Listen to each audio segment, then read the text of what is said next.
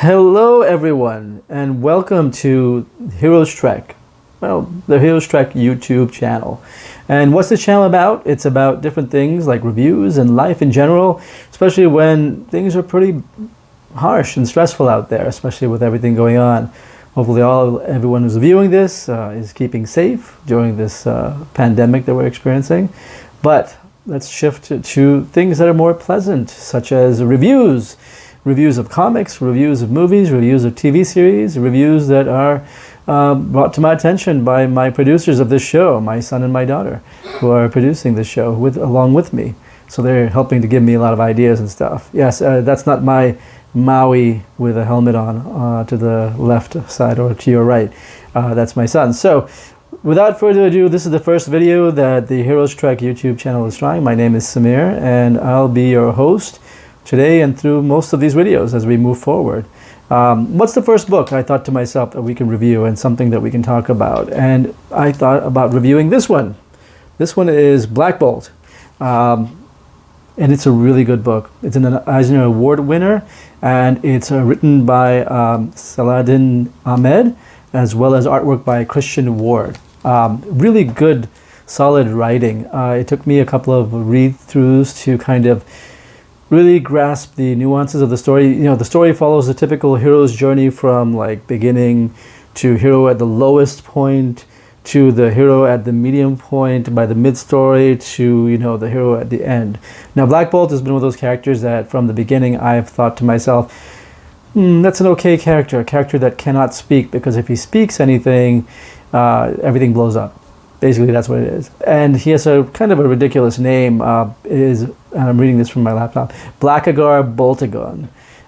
He was the king of the, or he is the king of the Inhumans. So this group of evolved humans that have been evolved, this thing called the Terrigen Mist. Yeah, you don't have to worry about any of that stuff with this book. This book collects 12 issues in this really nice, oversized hardcover format. And it really goes into depth. It's a credit to the writer to take the typical kind of hero's journey and a character that perhaps lacks depth, if I could say that, because this character on his own has not been like one of those blockbuster characters. You don't see like Superman or Spider-Man or anything like that, where the character is selling millions of, well, no, nobody sells millions of books anymore, but thousands of comics or anything like that. It's an interesting character for sure, but sometimes hard to put in the limelight. And the writer, Ahmed, actually puts in, you know, a strong supporting cast of characters where if you don't sympathize with the lead character of Black Bolt, you wind up sympathizing with the characters, the supporting characters, such as Crusher Creel, you know, the Absorbing Man. I think any longtime fan of comic books knows who Crusher Creel is, with his trademark ball and chain that he spins around, and he can of course absorb any kind of material, period. And also other characters such as a warrior Skrull woman, and finally a child character to kind of show everything going on and the inner monologue of a child and give a child's view of everything. And her name is Blinky because she has a lot of eyes all over her face. So the characters are interesting, but when I first started reading this 12-issue series, I thought to myself, is it necessary, because the main character is kind of not that able to hold his own, that you have to surround him with all these different characters which are different facets of the main character itself, like faceted mirrors of the lead character. But by the midpoint of the book, you fall in love with all the side characters and their interactions with Black Bolt.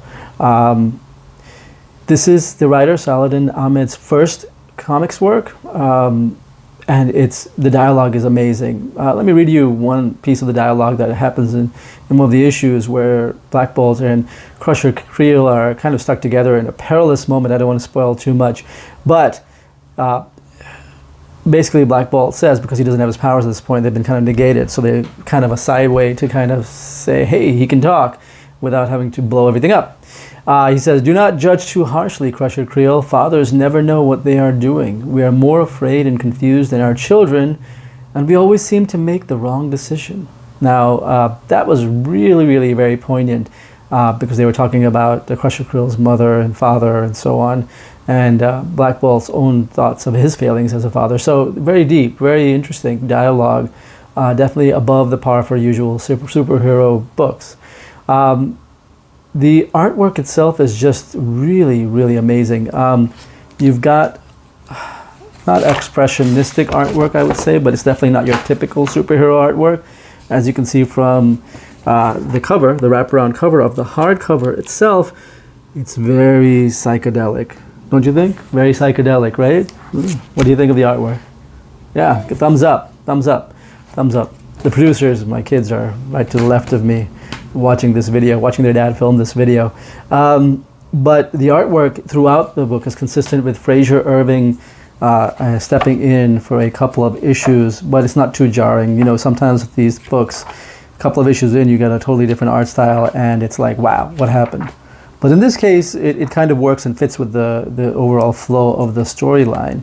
Well, what is that storyline? Well, the storyline itself is an interesting one where Black Bolt is kind of stuck in this super duper prison planet, and at the center is a jailer that basically likes to torture the inmates by kind of killing them and bringing them back to life over and over and over again, which is a torment for them. And you know, Black Bolt, of course, escapes, as heroes are wont to do, from a very low point. You know, in his he's just there, chained up, muzzled, and everything. And step by step starts meeting these other characters, you know, bumping into Crusher Creel, bumping into Blinky, which is a really important character throughout. And then, you know, of course, my favorite character, of course, makes an appearance. So we've got the Blinky, the alien girl. We've got Molib, he's the metal master. We've got Crusher Creel, and we've got Rava, the Skrull warrior. But my favorite Inhuman of all, Lockjaw, shows up. When that dog makes an appearance to save Black Bolt at a critical moment or time, it's just like you should cue all the violins and the trumpets and everything, because hey, that's the best, one of the best scenes in the book. But it goes through an interesting journey, interesting commentary on Black Bolt and the failings of himself, or the way he perceives himself, inability to have friends, failure as a father, and so on, as he moves through all the way to the end of the story. Of course, you know how this has to end up being a 12-issue contained storyline, is that at the end, of course, he triumphs, right?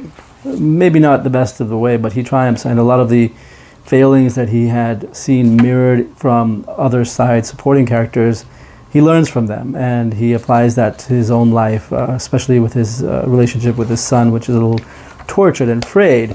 So long story short, well worth a read, well worth a buy, especially in the hardcover oversized format, which is really brings the artwork out and makes it really pop. It really comes out, you know, some of it is really cool and interesting to look at, with like flying eyeballs with wings and so on. Like I said, some of it can be very psychedelic, but the actual expressions on Black Bolt's faces and the inner monologue, the dialogue, that's what's really great about it. So what's, to wrap this up, what's the best part about this? Surely the artwork is amazing by Christian Ward, with a couple of issues by Fraser Irving, which are really great. And the dialogue, of course. The only downside to the story is that, yes, it is a typical hero's journey, going in from down point to, hey, I'm going to struggle and get through this, and cue the rocky music, and I'll deal with all my issues, to the end point where the character is frying an egg, and when you read it, you'll understand what he's doing, and doing pretty badly. So, highly entertaining, well worth a read in the format, as I mentioned, and worth buying. Saladin Ahmed, the writer, succeeds in humanizing the character, really makes you feel for the character and understanding it beyond what I thought the character was, which was, when I was a kid, you thought, hey, I wish I could be Black Bolt. And if somebody's bullying you, you just say, get away from me, and boom, there you go. Not that you want to hurt them or anything, but they'll be gone and away from you. But hey, it's the supporting cast really makes it. So without the supporting cast, the book wouldn't have been nearly as good. And as I mentioned, Lockjaw is a lead character in the book, which is really amazing. So I would say you should buy it. It's well worth a buy. In terms of extras, I know people like to see all the different extras in the book. There is, of course, a really good interview with the creators, showing how they work together, how it was Saladin's first book, and how the Christian Ward worked on the artwork and the different things he was trying. Now, first time I read this through, I didn't realize the perspective and all of that stuff, but that's really important to keep in mind, and how much work is being put into this book, by the writer and by the artist, something that we can easily forget as we skim through the pages and read the dialogue really quickly. So important to keep in mind. Buy it. Well worth a buy, and thanks for watching this first video. Hopefully there'll be many more.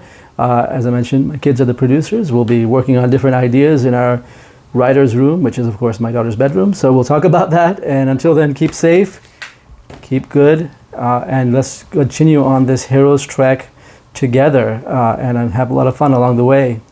Talk to you soon. Bye. Thanks for watching the video.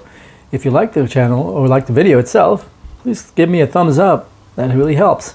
And if you really want to see more content, hit the subscribe button, and every time a new video is posted, you'll be the first to know. Well, probably after me. Talk to you soon. Thanks again.